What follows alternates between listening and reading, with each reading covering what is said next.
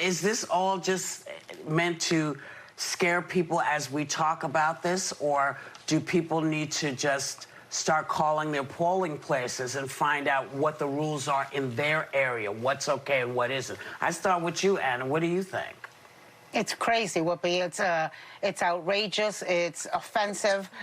Look, it's voter suppression. It's voter intimidation. Some of it we see is happening from Trump and his people, from his administration, what's happening with the post office, what some Republicans are trying to do in places like Texas, you know, make it in places like California where there's been fake ballot boxes. It's just this entire environment and ambiance of sowing discord and sowing distrust in the election system. When I saw the picture of the Miami cop, I immediately texted Francis Suarez, the mayor of Miami, and they took measures. And look, a cop doesn't lose his ability and his freedom of expression. But what they can't do is show up in uniform, armed, wearing political attire, political propaganda. That's the kind of police state stuff that happens in dictatorships in Latin America, and it scares people. And this morning, I spoke to a 20-year-old student at the University of Florida.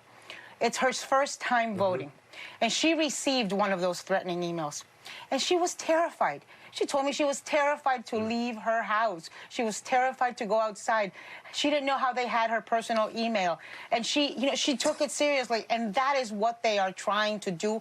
We must maintain the integrity of the elections. It is outrageous. Yes. Sonny, what's your thoughts on all this? Well, it just seems to me that it reeks of desperation, but primarily from the Republican Party. All of the shenanigans that seem to be coming up, you know, are the Republican Party trying to limit the number of polling stations, the Republican Party in California putting out these sort of dummy ballot boxes. And now we're seeing this type of voter suppression going on. It just seems to reek of desperation because I don't see this happening, this type of voter suppression happening on the Democratic side. It seems like the Democrats are trying to encourage people to vote, right? They're asking people to mail in their ballots. They're asking people to early vote. So that's one thing that's striking. But the other thing is striking is I don't think in my lifetime I've seen police departments become so politicized, actually. And that is frightening to me. We know that the New York Police Department actually endorsed President Trump this year. I've never seen anything like that. And I've never seen anything like the head of the... Yeah, it was the head guy. It wasn't the whole... He doesn't speak for the whole police department. That was his... It was the union, the head of the union. Yeah.